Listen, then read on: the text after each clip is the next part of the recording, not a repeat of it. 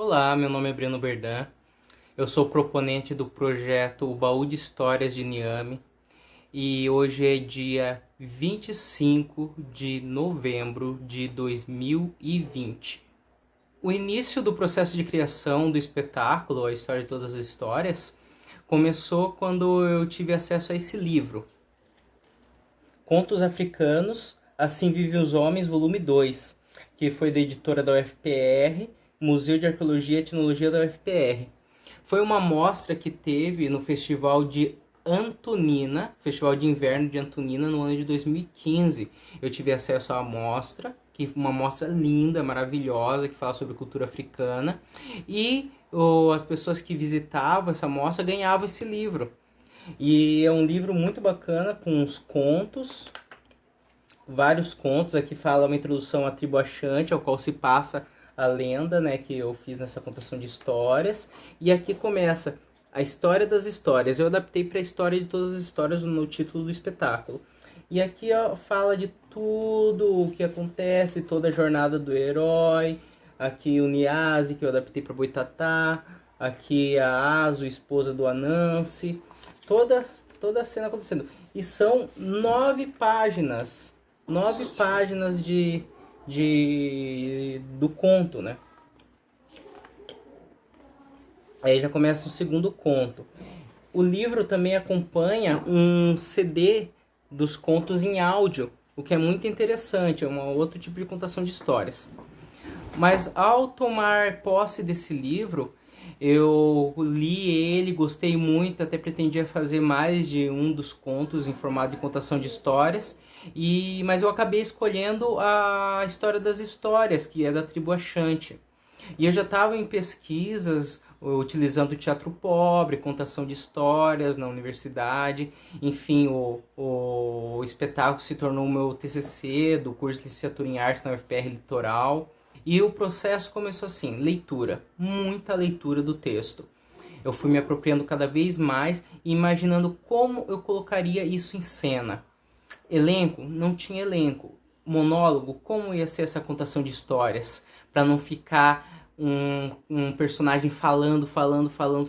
Eu pensei nas dinâmicas de multipersonagens, que eu tinha assistido um ano antes no Festival de Teatro de Curitiba, um espetáculo chamado Ricardo III. O texto original é de William Shakespeare, mas naquela adaptação foi transformado em um monólogo, onde um ator, no caso Gustavo Gasparani, ele interpretava mais de 20 personagens. E aquilo me inspirou muito. Eu pensei, vou usar esse mesmo método de atuação para esse meu espetáculo. Aí eu fui pesquisar sobre esse espetáculo que eu tinha assistido, Ricardo III, fui conhecer mais sobre o Gustavo Gasparani, saber da onde que ele tirou aquele método. E eu cheguei a Dario Fo, um grande dramaturgo e diretor europeu, e que ele trabalhava com contação de histórias e com esse trabalho de múltiplos personagens interpretados por um ator só.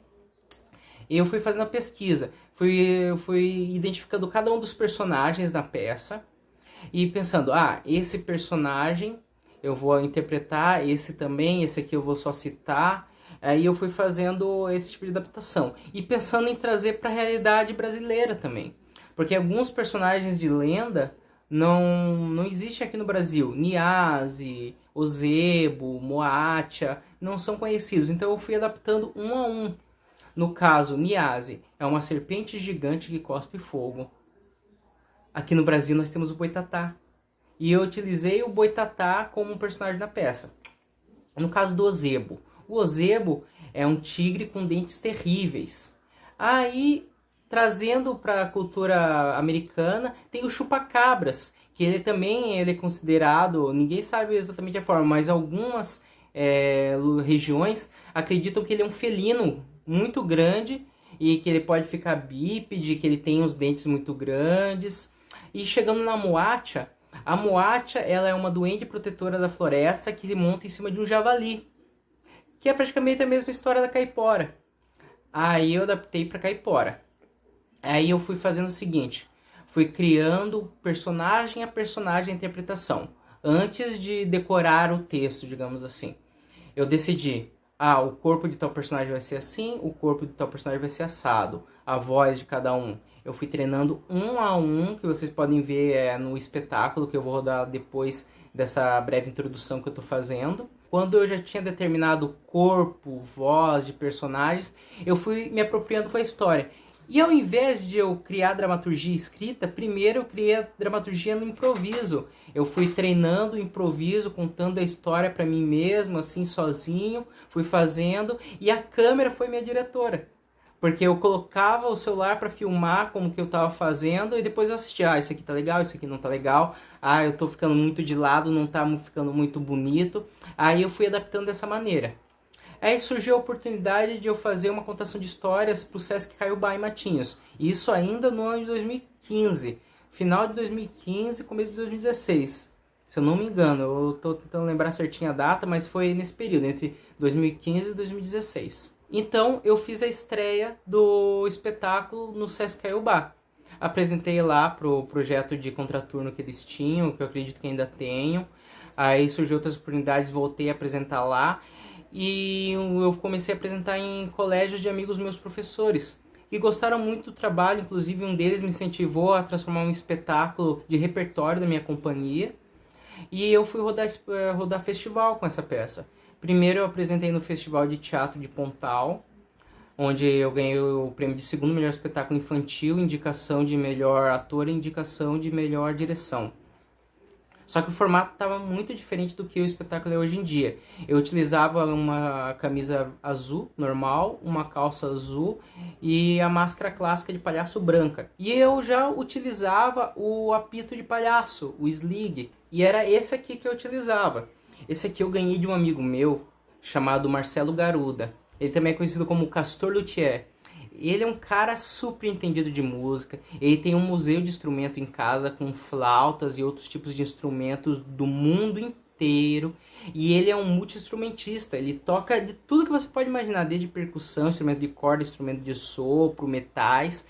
E ele me deu de presente esse apito de palhaço, que é um instrumento que só faz melodia, ele não tem exatamente as notas.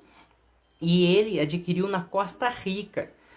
Tá meio apagado aqui, mas estava escrito Costa Rica, que ele tirou de lá. Você pode ver que ele já tá meio borrado por causa da maquiagem, que eu usava batom. Mas eu utilizava esse instrumento durante o espetáculo, nas primeiras montagens.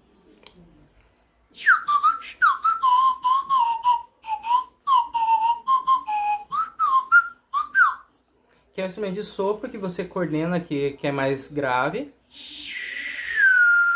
ou mais agudo. Você faz esse controle. Mais ou menos no ano de 2017, eu fui e adquiri esse outro, na Ilha do Mel. Ele já tá mais novo, ele tá borrado por causa da maquiagem, do batom, mas ele tá com um som mais limpo.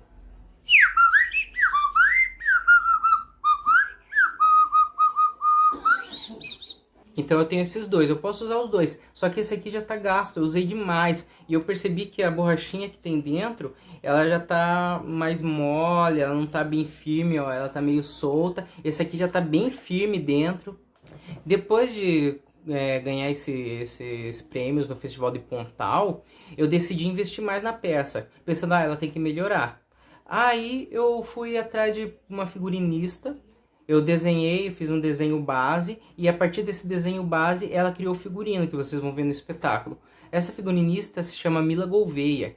Ela também é uma múltipla artista, ela faz artesanato, outros tipos de artes visuais, pintura, desenho, ela faz figurinos, cenários. E a partir da minha ideia ela criou o figurino, que ficou esplêndido, muitas pessoas elogiam esse figurino que eu criei, que nós criamos, no caso ela confeccionou, eu tive a ideia, mas ela que confeccionou, então os louros são muito mais dela.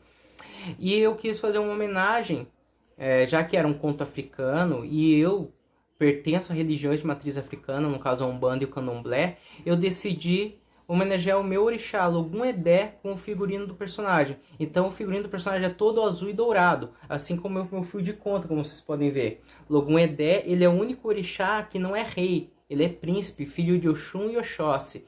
E ele é um jovem guerreiro, pescador. E eu quis fazer essa homenagem com o figurino do personagem. Por mais que o Arauto, que é o contador de histórias, ele combina muito mais com Exu. porque ele é um mensageiro, assim como Exu é mensageiro, Arauto significa mensageiro. E ele conta as histórias. A mitologia que eu criei para o Arauto é que ele é um ser onipresente, ele já existe há milhares de anos, incontáveis anos, e ele viaja pelo mundo coletando histórias e guardando em sua bolsa. Então, a partir disso, além da história de todas as histórias, eu fiz outras contações de histórias com ele.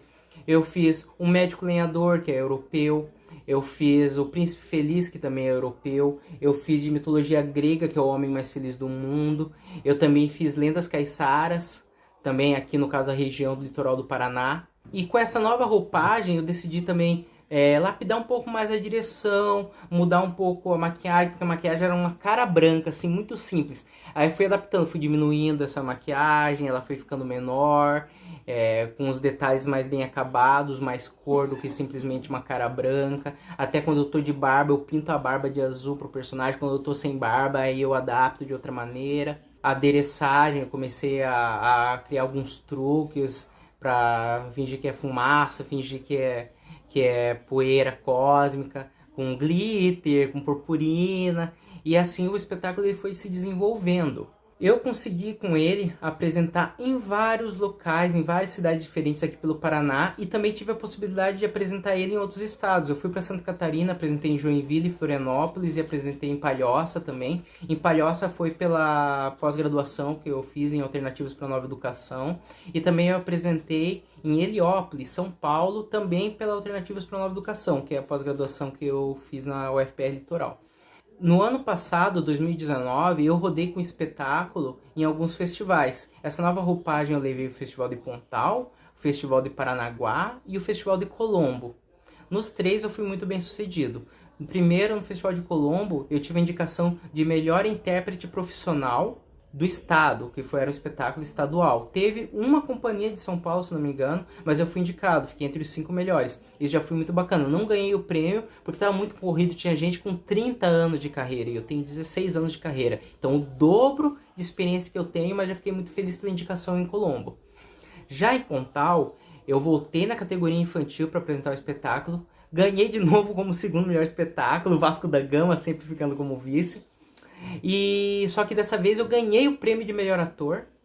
Eu tive a indicação de melhor direção novamente, fiquei em segundo lugar com melhor direção e segundo melhor figurino do festival também.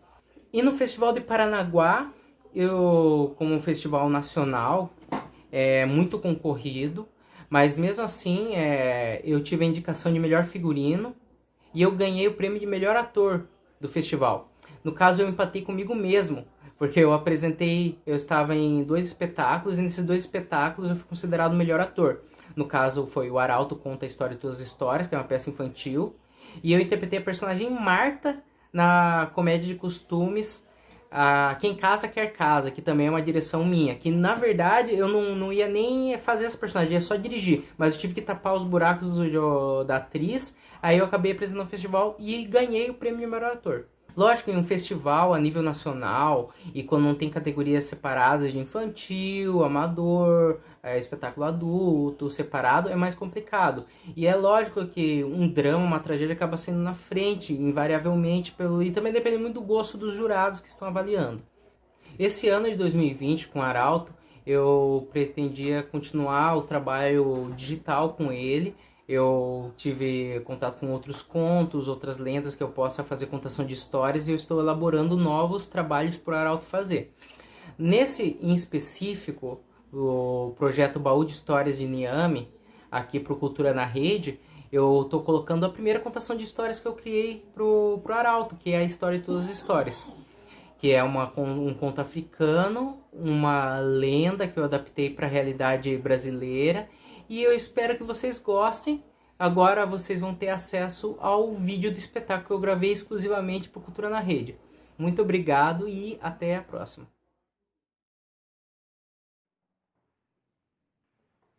Oi, tudo bem com vocês? Ai, que falta de educação a minha! Eu nem me apresentei! Meu nome é Arauto. Eu sou contador de histórias, fonte de conhecimento, mensageiro do mundo, aquele que está aqui, ali e acolá. aquele que traz em sua bolsa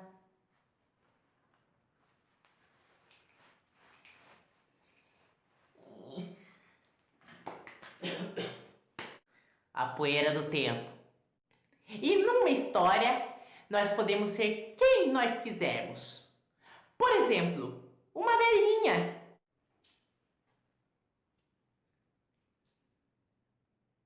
Ah,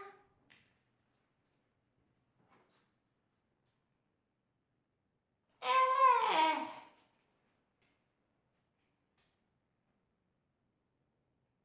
é. Também podemos ser um gorila.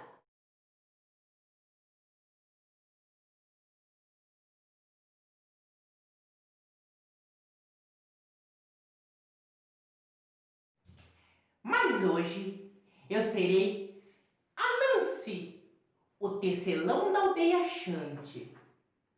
Há muito tempo atrás, muito tempo atrás, não existiam as histórias para serem contadas, pois todas as histórias pertenciam a... Niame, o Deus do céu. Todas as noites, as crianças se reuniam ao redor da fogueira e pediam para os mais velhos: me conta uma história. Mas eles não podiam, porque todas as histórias pertenciam a... Niame, o Deus do céu. Certa vez, a Nancy, que era o tecelão da aldeia Xante, decidiu: eu vou conseguir as histórias para contar para as crianças. Todos riram! Como você, um simples tecelão, acha que vai conseguir as histórias para contar para as crianças? Nem que a lagartuça! Mas ele estava determinado. E aquela noite conversou muito com a sua esposa Aso, até que tiveram uma ideia e foram dormir. Na manhã seguinte, ele acordou bem cedinho, o que não era o costume dele não, e começou a tecer, um fio bem longo, comprido, bem grandão. E a primeira parte ele amarrou numa grama no chão. E a segunda parte ele amarrou na copa de uma árvore.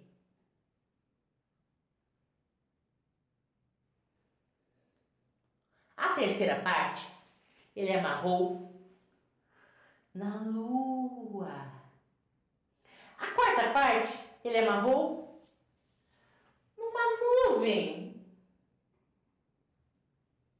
A quinta parte ele amarrou numa estrela. E a última parte ele amarrou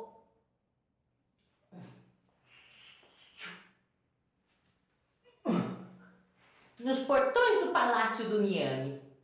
Quando ele chegou no palácio do Niame, ele reparou que todas as paredes eram douradas, cravejadas de pedras preciosas. E começou a caminhar.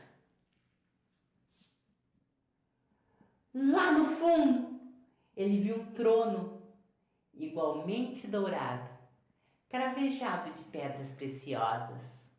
E ele foi se aproximando cada vez mais. Até que quem apareceu? Eu sou Niame, o Deus do céu. A Nancy, ó, tecelão, pequena aranha. Por que fizer essa viagem tão longa da sua casa até aqui? O que queres de mim? Eu vim conseguir as histórias para contar para as crianças. Tu achas mesmo que vai conseguir o meu baú de histórias? Se nem o mais forte, nem o mais rico e nem o mais poderoso jamais conseguiu. Você, um simples tecelão, acha que vai conseguir? O que tens para me dar em troca, Nancy? Faça o seu preço. Já sei. Eu quero que você capture o Boitatá, a serpente que cospe fogo.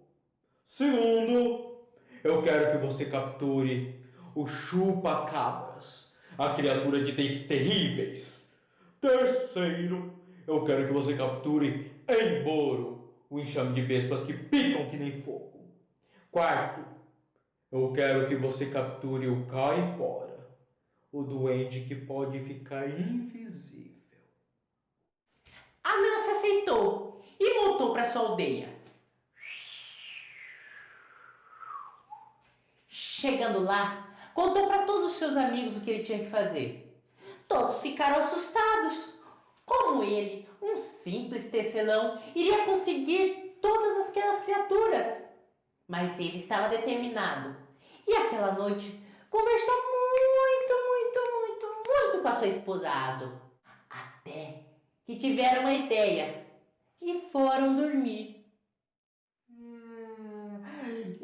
Na manhã seguinte, ele acordou bem cedinho, o que não era o costume dele, não.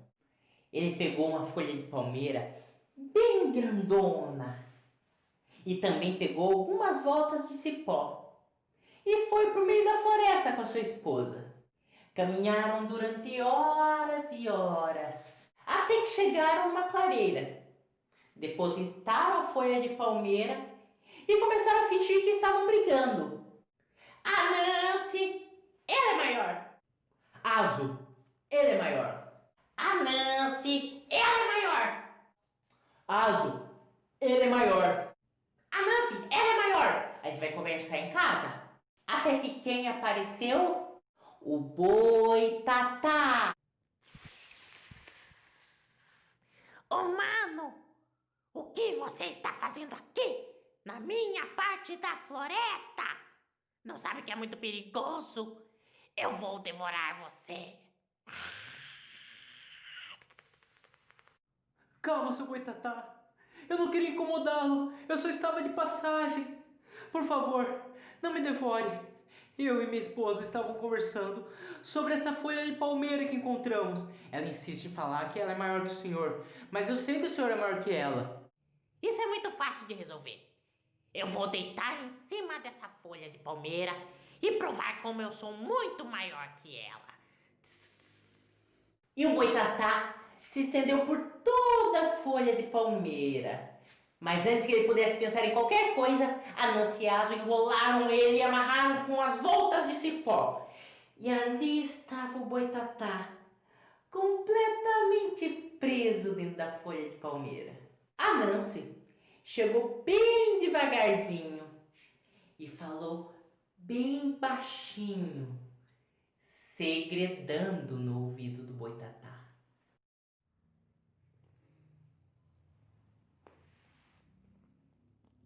Ô Boitatá! Eu vou te levar pro Niame! Meu Deus do céu! A Nancy e Azo pegaram o Boitatá e levaram para sua aldeia. Chegando lá, todos ficaram surpresos. Não é que ele conseguiu capturar o Boitatá, mas essa era apenas uma das tarefas que ele tinha que fazer. Ainda tinham mais três. Aquela noite, a Nancy conversou muito com a sua esposa Azo, até que ela teve uma ideia e eles foram dormir. Na manhã seguinte, a Nancy acordou bem cedinho, o que não era costume dele, não. E pegou mais algumas voltas de cipó, enrolou em seu braço e foi para o meio da floresta. Caminhou durante horas, até que ele encontrou, ou melhor, foi encontrado, pelo chupa-cabras. Peraí, você não sabe como é o chupa-cabras? Eu vou te explicar. O chupa-cabras é uma criatura com os dentes terríveis, que é uma mistura de mamífero com réptil, com peixe, com tiranossauro rex. Humano, o que você está fazendo aqui, na minha parte da floresta? Não sabe que é muito perigoso? Eu vou devorar você. A Nancy, mais que depressa, respondeu: Calma, seu chupacabras. Por favor, não me devore. Justamente somente hoje que eu descobri um novo jogo. E como todo mundo sabe, o chupacabras é uma criatura muito curiosa e perguntou pro Anansi. Que jogo, mano? Ah, é muito fácil, seu chupacabras. É assim, ó. É o jogo do nó mais forte. A gente usa esse cipó aqui. Como que ele funciona? O primeiro amarra as mãos do segundo, que tem que desfazer o nó. Aí é a vez do segundo amarrar as mãos do primeiro, que tem que desfazer o nó.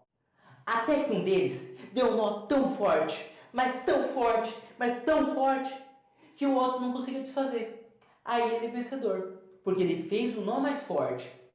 Entenderam? O chupacabras pensou. Qualquer nó que o humano dê, eu vou conseguir destruir muito fácil com as minhas garras. Com as minhas presas. Pode amarrar você primeiro, mano. A Nancy deu um nó bem simples nas patas do chupacabras. Mas antes que ele pudesse pensar em qualquer coisa, ele pegou o outro lado do cipó e jogou por cima de um galho. E puxou. E o chupacabra subiu. E ele ficou mais ou menos assim. Ô, mano! Me solta, mano! Oh, meu, tem medo de altura, cara! A Nancy puxou o galho, que quebrou. O chupacabras caiu assim. Cataploft! A Nancy foi bem devagarinho e falou bem segredando no ouvido do chupacabras.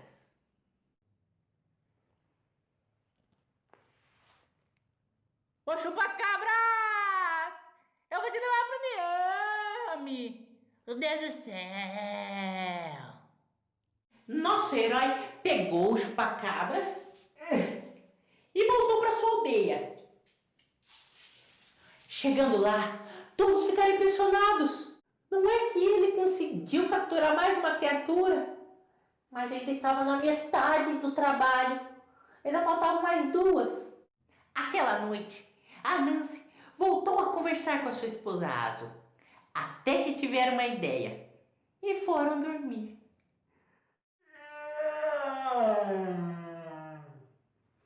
E na manhã seguinte, a Nancy acordou bem cedinho, o que não era costume dele não. E pegou um jarro de barro com tampa, encheu de água e foi pro meio da floresta. Caminhou, caminhou, caminhou, durante horas a fio, até que ele começou a ouvir lá no fundo. E foi ficando cada vez mais intenso. Cada vez mais alto. Até que ele enxergou. Era Emboro, o enxame de vespas que picam que nem fogo. Ele abriu o jarro e começou a jogar água neles. Está chovendo muito, nunca choveu tanto assim. Corra, é um dilúvio. Emboro foi muito rápido de volta para sua colmeia. A Nancy foi atrás e continuou jogando água. Tá chovendo muito, tá chegando a copa das árvores. Corram, fujam, é um dilúvio. A Nancy percebeu o desespero de Emboro e despejou o restante da água. Emboro, entre aqui. Aqui suas asas ficarão secas. Emboro saiu da colmeia e entrou no jarro. A Nancy fechou o jarro e ali ele estava, com Emboro em suas mãos. Ele chegou bem pertinho do jarro e falou bem baixinho, segredando. Embora! Eu vou te levar pro Miami! Meu Deus do céu! Com Embora em suas mãos, a Nancy voltou para sua aldeia. Chegando lá, todos se impressionaram. Não é que ele conseguiu capturar Emboro, mas ainda faltava uma tarefa, talvez a mais difícil, que era capturar o Caipora, o duende que pode ficar invisível.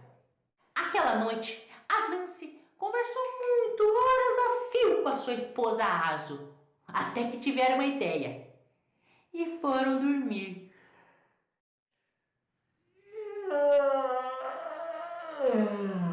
Na manhã seguinte, a Nancy acordou bem cedinho, o que não era costume dele não, e pegou seiva de seringueira e começou a montar uma boneca.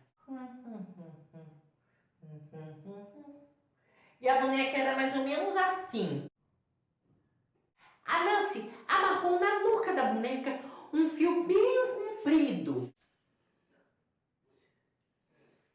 Também preparou um prato de mingau de inhame, sem sal, porque todo mundo sabe que o caipora adora mingau de inhame, sem sal. E foi para a floresta. Caminhou, caminhou, caminhou, durante horas a fio, até que chegou nas plantações de flamboyant.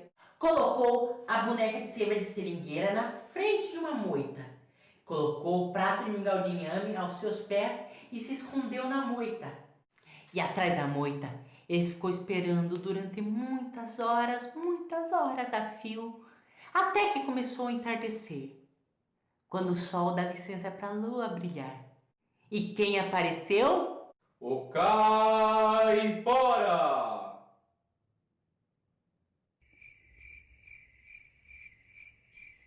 É que ele é invisível. Mas vou dar uma colher de chá para vocês e ele vai ficar visível agora.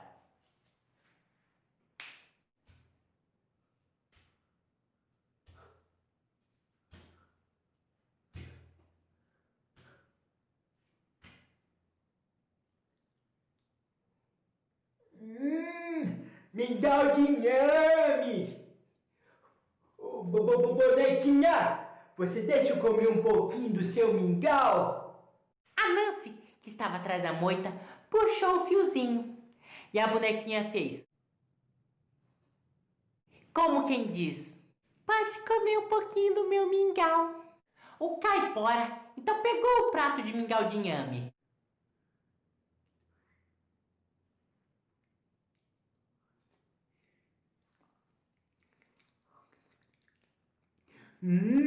Que gostoso seu mingau, bonequinha! Você deixa eu comer mais um pouquinho?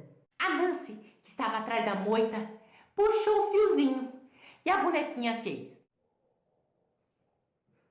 como quem diz: pode comer um pouquinho do meu mingau. E o caipora continuou comendo. E comendo, até que acabou o mingau. Eita! Ai! Ô, bonequinha!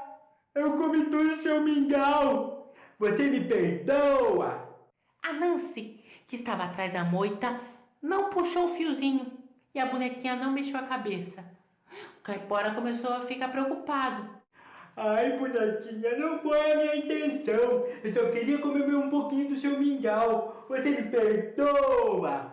A Nancy, que estava atrás da moita, não puxou o fiozinho e a bonequinha não mexeu a cabeça.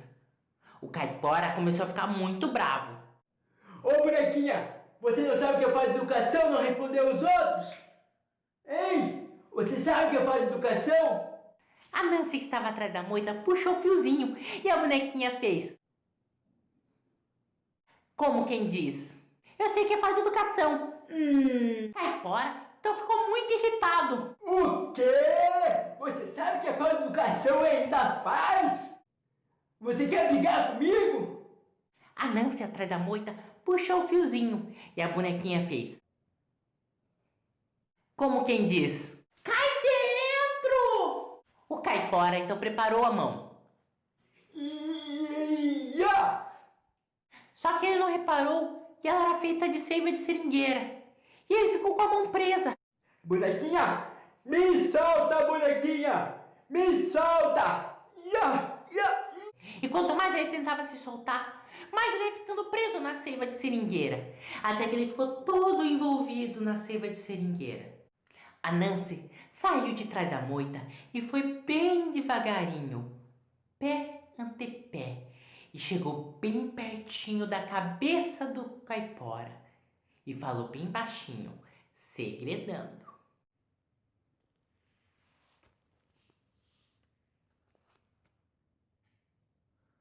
Ô, Caipora, eu vou te levar pro Niame, tá? O Deus do céu, lá em cima.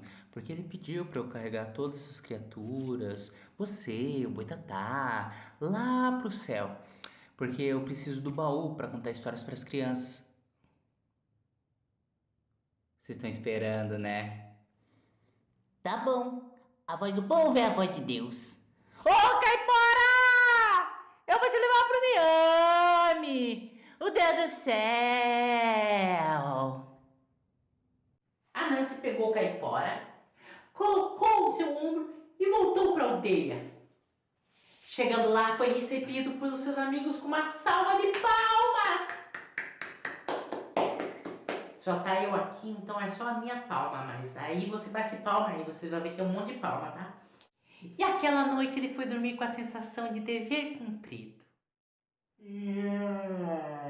Na manhã seguinte, ele acordou bem cedinho, o que já tinha se tornado um costume para ele. Pegou um fio bem comprido e a primeira parte do fio ele amarrou numa grama no chão.